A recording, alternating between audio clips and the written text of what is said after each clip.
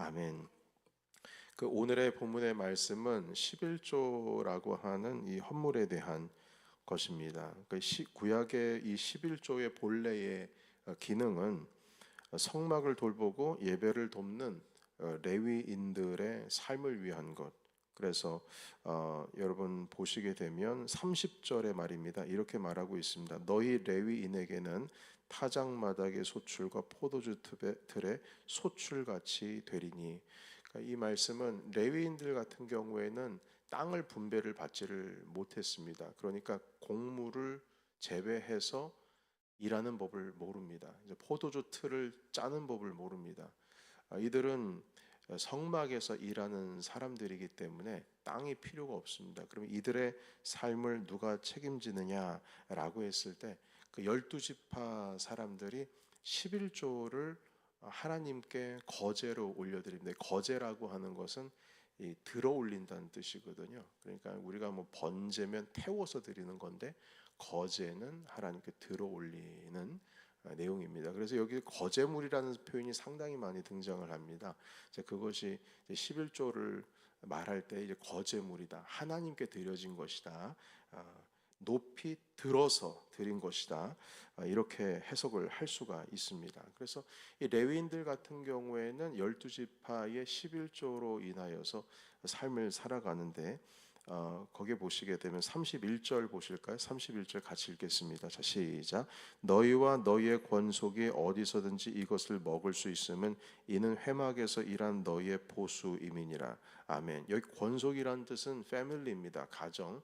너희의 가족들, 레위인 자손들은 회막에서 일한 너희의 보수로서 땅에서 일해서 난 것이 아니라 너희는 성의 성막에서 주님을 위하여 일했기 때문에 회중들에게서 하나님께 드려진 거제물인 이 11조를 가지고 생활하라 이렇게 말씀을 했습니다.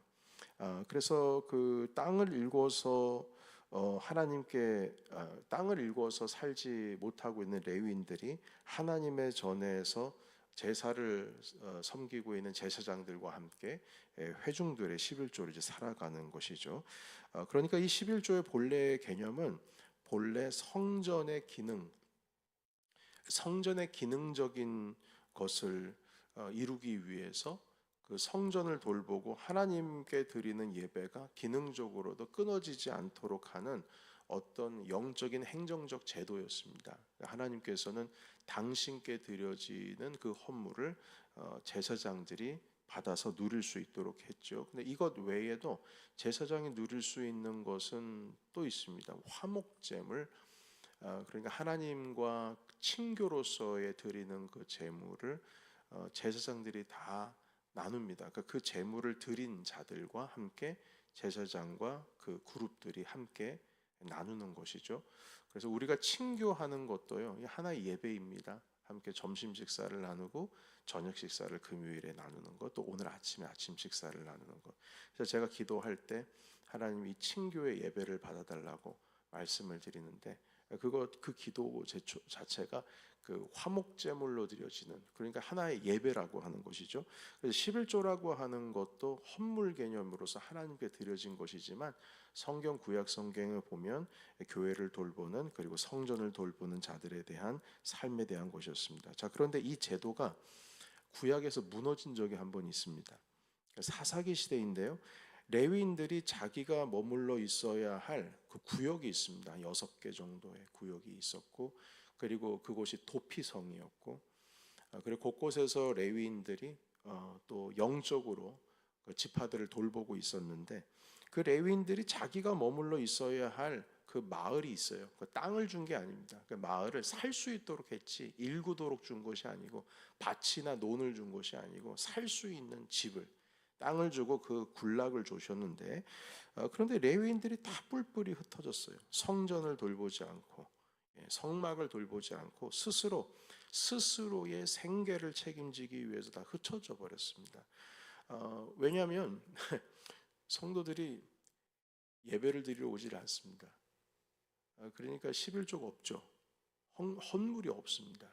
화목제물을 가지고 고기도 먹을 수 있는데 그것도 없습니다. 그러니까 뭘 제사장들이나 레위인들이 성전에서 일하고 싶어도 성도들이 오지를 않으니까 예배가 멈춰지는 거죠.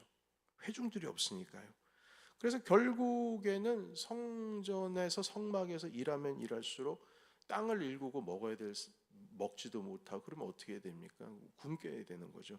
그래서 결국에는 스스로 생계를 책임지기 위해서 자기가 살고 있었던 레위인들이 살아야 될 군락지, 그 마을, 그 성을 떠납니다.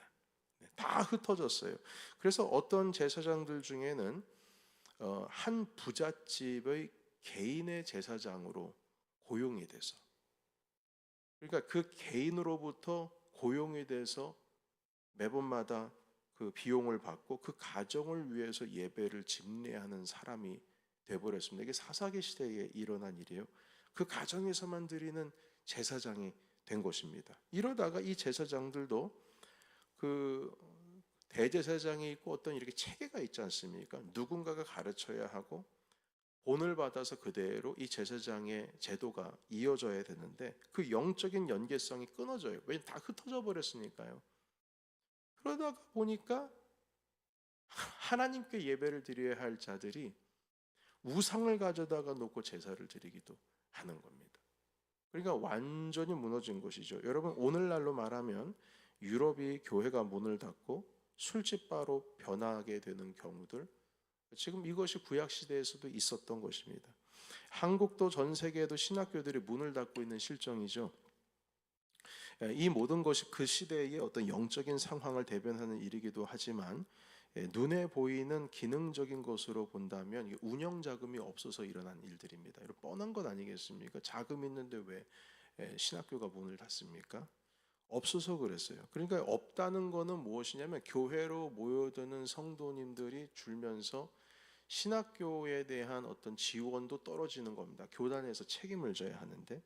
그래서 여러분, 이 교회가 문을 닫는 것은 일반적인 지금도 일어나는 일들이고요. 근데 신학교 문 닫는 거, 여러분, 뉴욕의 나야 컬리지의 얼라이언스 세미너리 문 닫았습니다. 예, 뉴욕 티올로지컬 세미너리 문 닫았어요.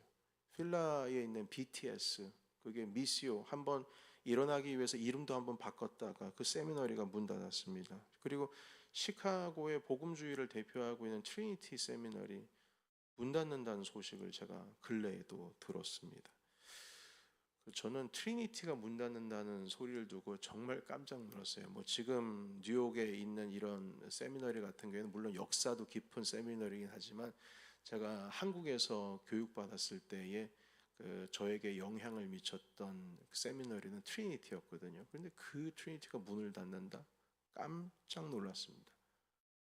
지금 풀러라고 하는 캘리포니아에 있는 풀러 파사데나에 있는 신학교도 지금 건물을 줄이고 장소를 이동한다는 얘기가 오래전에 있었는데요.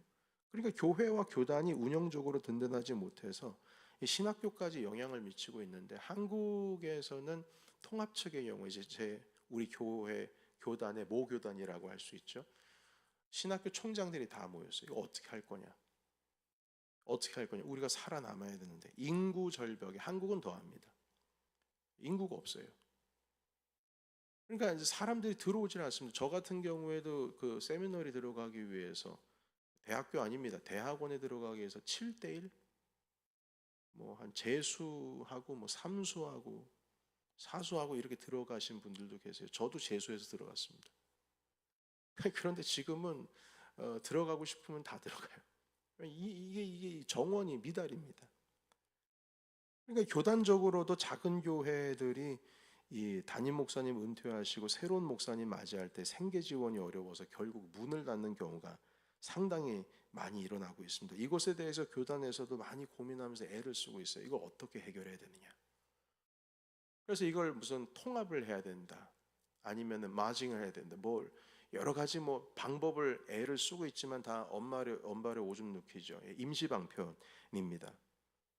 이런 논의를 하고 있는 중에 어느 장로님께서 우리 교단 모임에서, 제가 그 자리에 있었는데 이런 말씀하신 적이 있어요. 모든 성도들이 11조만 온전하게 드리는 삶을 산다면 20명, 30명 모이는 교회도 충분히 목회자 청빙하고 그 교회의 명맥을 유지할 수 있다. 그분 사업하시는 분인데 계산해 보면 그렇다는 거예요. 11조가 안 돼서 교회가 작은 교회가 문 닫고 그리고 교회가 운영이 안 되고 사람들이 몰려오지 않는 것도 있지만 그럼에도 불구하고 이제 그 장로님의 분석은 11조에 대한 얘기를 하시더라고요. 우리 교단 신학교도 사람이 없다 할지라도 운영 자금이 있으면 되는 거거든요. 그러니까 이 11조에 대한 강조를 부정적으로 보는 신학자들이 있습니다. 그리고 목회자들 중에서도 이 11조에 대한 강조를 강단에서 하는 것을 부정적으로 보는 목회자들도 있어요. 그런데 그 목회자들이나 신학자들을 보면은 목회 경험이 없으신 분들이 보통 그런 부정적으로 강조를 합니다. 목회를 하시더라도 교회 운영에 제약이 없는 목회자님들이 그런 이야기들을 하시고, 예를 들면 부교육자들이 이제 그런 비판을 많이 합니다. 근데 본인이 담임 목사가 안 돼봐서 모르는 거예요. 그러니까 교회 운영을 위해서는 그때 당시에 구약에서의 성전과 성막의 운영과 제사의 운영을 원활하게 하기 위해서는 12지파의 11조가 없으면 안 됐습니다. 이건 오늘날에도 마찬가지입니다. 그런데 그 비판하시는 분들의 이야기를 들어보면은 이렇습니다. 11조는 구약 시대의 일종의 종교세였다. 오늘날 종교세를 이렇게 많이 넘치게 거두는 게 말이 되느냐? 종교세를 이렇게 많이 거두는 게 말이 되느냐? 우리가 하나님께 헌금을 드리는 건데 이걸 종교세라고 신학자들이 해석하는 사람들도 있어요. 그런데 여러분, 이건 종교세가 아니라 하나님께 드리는 거제물이었습니다. 제사의 제물이었어요. 여러분 24절 보십시오. 24절 같이 읽겠습니다. 자, 시작. 이스라엘 자손이 여호와께 거제로 드리는 11조를 레위인에게 기업으로 주었으므로 내가 그들에게 대하여 말하기를 이스라엘 자손 중에 기업이 없을 것이라 하였노라. 아멘. 여기 보시게 되면 거제로 드리는 11조, 이게 들어 올린다는 뜻이에요. 거제가 하나님께 들어 올리는 제물이라는 뜻입니다. 근데 이걸 어떻게 종교세로, 여러분 헌금이 세금입니까? 그러니까 그런 표현을 쓰고 있는 신학자들이 있어요. 여러분, 그런 신학자들 요즘에 유튜브도 많이 있고 무슨 책도 많이 있어서 여러분들께서 잘못된 정보에 노출이 상당히 많이 돼 있을 때 그런 강의는 들으면 안 됩니다. 그런 강의는 들으면 안 돼요. 뿐만 아니라 여러분, 이건 성물입니다. 32절 읽어볼까요? 32절. 자, 시작. 너희가 그중 아름다운 것을 받들어 드린즉 이로 말미암아 죄를 담당하지 아니할 것이라. 너희는 이스라엘 자손의 성물을 더럽히지 말라. 그리하여야 죽지 아니하리라. 아멘. 성물을 더럽히지 말라. 하나님께 드리는 성물이 11조다. 그리고 또 어떤 분들은 그렇게 얘기해, 넘치도록 종교세를 거두는 경우가 있느냐. 그러니까 대형 교회에서 이 11조로 인해서 막 헌물이 막 넘쳐나니까요. 뭐 어떤 대형 교회는 그 물질을 가져다가 이제 쓰는 것, 그 기업의 어떤 그 운영 자금처럼 이렇게 움직이는 일들이 있으니까 이제 그걸 가지고 이제 그 11조에 대한 비판을 하거든요. 여러분, 그런데 그런 이야기는요, 대형 교회나 해당되는 일이고요. 한국에서 대부분 95% 이상 되는 모든 교회는 헌금이 모자랍니다. 한국 교회가요. 한국 뭐 뉴욕 뭐 우리 교회를 말하는 게 아니고요. 한국 교회가요. 대부분의 교회가 헌금이 모자라서, 심지어는 대형 교회로부터 사정이 좋은 교회로부터 후원을 받고 있는 상태입니다. 제가 요번에 한국에 작년에 그 교단 지금 우리 노회 서기로 해서 방문했었는데, 방문했을 때 노회를 참석하니까 그 서울에 있는 노회에서 보고를 받는데 어떤 보고를 하냐면은 지방에 있는 그 노회와 자매 결연을 맞아가지고요. 지방에 있는 그 시골입니다. 시골이라고 하기도 좀 그래요. 근데 지방 교회들이 모여 있는 그 노회를 서울에 있는 노회가 돕더라고요. 돕는데 매월 얼마씩 해서 그 1년 예산이 있어요. 지방 교회들을 돕는. 그러니까 한 교회 두 교회를 돕는 게 아니라 노회가 노회를 돕더라고요. 그래서 그걸 보고, 야, 이게 뭐 쉽지가 않네. 그 지방 교회들이 쉽지가 않구나. 그러니까 서울에 있는 교회가 시골에 있는 교회를 돕는 거죠. 그러니까 이게 대부분의 한국 교회의 95%가 그렇게 살아가고 있습니다. 교단과 노회가 그렇게 서로 연결을 해주고 있어요. 목회자의 생계를, 시골교회 목회자 생계를 서울길에 있는 교단에서 책임을 지고 있는 겁니다. 그런데 무슨 넘치도록 종교세를 거둔다 뭐 이딴 말을 신학자들이나 목회자들이 해요. 그거는 하나님의 이 교회를 어떻게 세워 나가는지 목회를 제대로 해보지 못한 사람들의 입에서 그런 얘기가 나가는 겁니다. 두 번째는 이 11조는 구약에만 해당되는 것이고 신약에 해당되는 것은 아니다, 이렇게 말하는 신학자들도 있어요. 여러분, 신약에서 11조가 언급이 안 됩니다. 아무리 눈 씻고 찾아봐도 신약에는 11조라는 단어가 없어요. 안 보여요, 안 보여요. 그러니까 이걸 드렸다 이런 표현이 없습니다. 그런데 그 이유는요, 당연하기 때문에 언급이 안 된 겁니다. 여러분, 우리가 하루에 베드로가 하루에 몇 끼 먹었는지 압니까? 모르죠. 예수님께서 아침 먹었는지 안 먹었는지 기록이 돼 있습니까? 없습니다. 주님께서 아침 식사 했는지 안 했는지 거기에 대한 기록이 없어요. 당연한 것이기 때문입니다. 사람이 살려면 먹어야죠. 마찬가지로 11조에서는 이 여전히 신약 성경에서도 당연한 일이었고, 오히려 신약에서는 더했어요. 사도행전에서는요, 오히려 베드로 사도 그 예루살렘 교회 앞에다가 자기의 집 팔고 밭 팔고 논 판 걸 가지고 와서 전 재산을 가지고 와서 교회에 바쳤어요. 가난한 자들을 도와달라고요. 아나니아와 삽비라가 그거 속였다가 죽임을 당하지 않습니까? 성령께서 목숨을 앗아가게 되는데, 그 사도행전적 교회는요 10분의 1을 드린 게 아니고요 전 재산을 하나님께 다 드렸어요. 상당히 파격적으로 진보적으로 하나님께 드리는 삶을 살았다는 겁니다. 그러니까 11조에 대한 내용을 신약에 그게 언급이 없다고 해서 그런 말을 할 수가 없다는 겁니다. 세 번째, 11조는 과거의 제사장 시대의 이야기지 오늘날 제사장직이 없는 오늘날이기 때문에 오늘날에도 11조는 없어야 됩니다.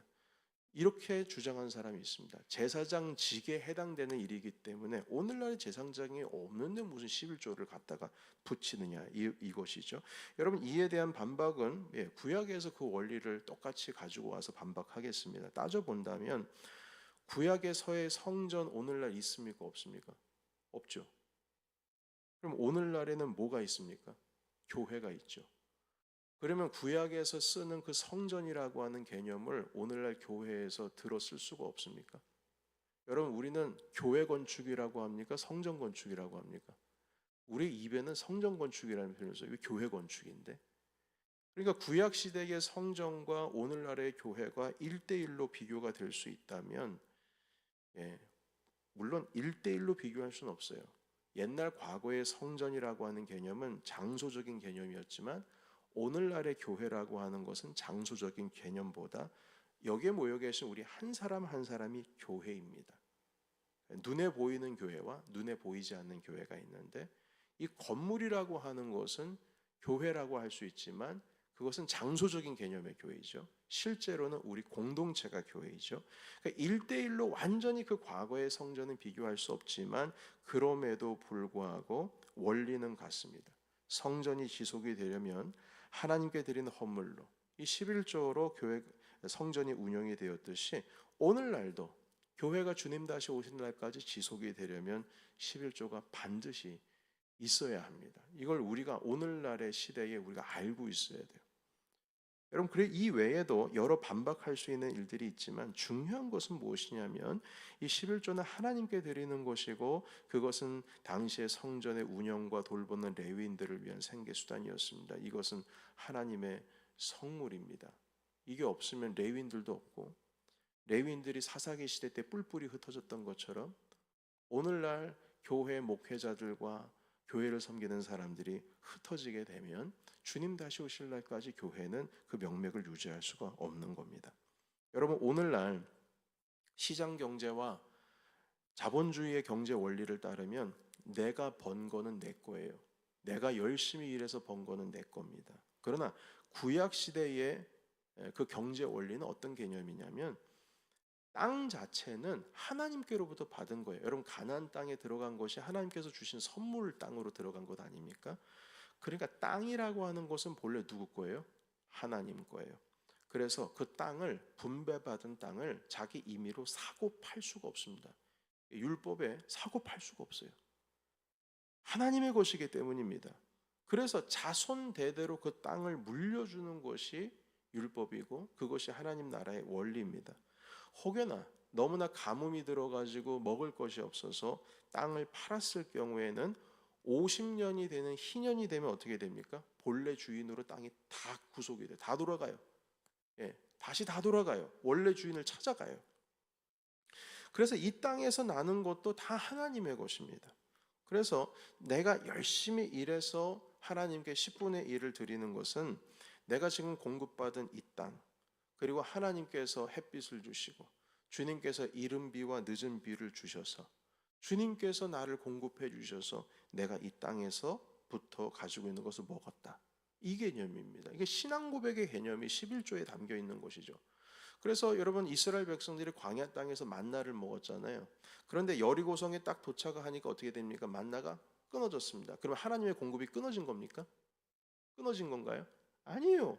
하나님의 공급은 가나안 땅에서 이른 비와 늦은 비를 주시고 햇빛을 비춰주고 열심히 일해서 먹은 그 소출을 먹는 거, 이게 하나님께서 공급하신 겁니다.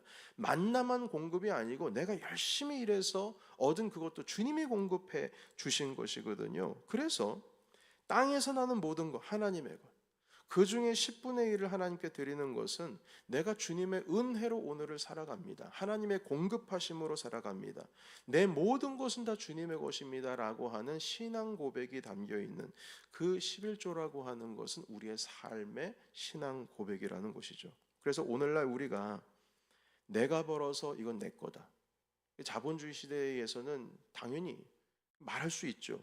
그러나 신앙적으로 보면 주님께서 우리를 공급하셨기 때문에 우리가 오늘도 살아간다. 그래서 주기도문에 오늘도 일용할 양식을 주옵시고, 이것은 일하지 않고 어디 하늘에서 뚝 떨어지게 하옵시고 이런 뜻이 아닙니다. 오늘도 내가 일한 만큼 주께서 나를 먹이시고, 이런 뜻이 담겨 있는 거예요. 일용한 양식을 오늘 허락해 주시옵고. 여러분, 그래서 이 오늘의 10의 1을 드리는 것은 분명히 알아야 됩니다. 이건 도네이션이 아니에요. 후원금이 아닙니다. 우리 그 서양 사람들이 헌금하는 거, offering 자체를 11조를 이거를 후원금이라고 생각하시는 분이 있는데 절대 후원금 아닙니다. 후원금 아닙니다. 하나님께서 돈 필요해가지고 후원금 받아가지고 일하시는 분, 그런 분 아니십니다. 이건 도네이션 아니에요. 헌물입니다. 헌금이에요. 거제물이에요. 거제물, 들어서 하나님께 올려드리는 성물입니다. 하나님께 드리는 제물이에요. 여러분, 이 원리를 알고 실천하는 것이 성경적인 원리로 살아가게 되는 것입니다. 여러분, 우리 주님은 돈 필요 없습니다. 세상의 모든 것이 그분의 것입니다. 금도 내 것이요 은도 내 것이라고 했습니다. 주님 물질 필요 없습니다. 다만 우리의 신앙 고백을 통해서, 어떤 신앙 고백이요? 11조라고 하는 신앙 고백을 통해서 예배를 받으시기를 원하시고, 우리의 헌신을 통해서, 여러분 물질 있는 곳에 모두 있죠? 우리의 마음도 있어요. 하나님 아버지 앞에 우리의 물질을 드린다는 것은 우리의 마음이 주님께로 간다, 이 말입니다. 그 헌신을 통해서 주님의 몸된 교회가 세워지기를 원하신다는 것입니다. 여러분, 우리 넘치는 교회에 11조가 넘친다는 의미는 우리 교회 성도들이 돈 잘 번다는 뜻이 아니라 우리 교회의 성도들이 그만큼 삶의 신앙 고백이 든든하고 건강하다는 뜻입니다. 그렇게 이해를 해야 됩니다. 그런 의미에서 우리의 삶의 고백, 신앙 고백이 든든하다라는 의미에서 우리 넘치는 교회의 11조 헌금이 지금보다 더욱더 넘치시기를 주의 이름으로 축복합니다. 이건 여러분들께 드리는 축복이에요. 축복입니다. 그래서 이 교회 운영 유지를 위한 헌금이 아니라, 도네이션이 아니라, 이제는 지역사회를 돕고, 이 또 11조의 또 다른 개념이 뭐냐면 어렵고 힘든 자를 돕는 거거든요. 사회를 돕는 것이 또 11조의 또 하나의 기능이었어요. 그래서 이런 것들을 우리가 배워야 됩니다. 여러분, 이게 11조가 있어야 사역의 지경도 넓혀지는 거예요.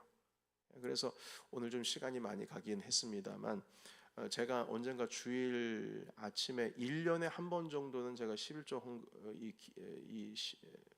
설교를 꼭 하려고 합니다. 왜냐하면 이것은 우리가 오해를 피해야 돼요. 여러분들께 무슨 가지고 있는 것을 교회가 이렇게 더 받아내기 위해서, 그게 아니라 하나님께서 주시는 놀라운 은혜의 축복의 그 선물을 받기 위해서라도, 우리의 삶의 신앙 고백을 온전히 드리시기 위해서라도, 이것은 우리가 분명히 배워야 할 원리입니다. 우리가 가지고 있는 모든 오해, 잘못된 지식, 일부 목회를 해보지도 않은, 성경도 제대로 모르는 11저기 신학자들이 말하는 거, 이거 다 씻겨버려야 됩니다. 이거 다, 이게 제가 볼 때는 이 사단이 주는 어떤 사상들이에요.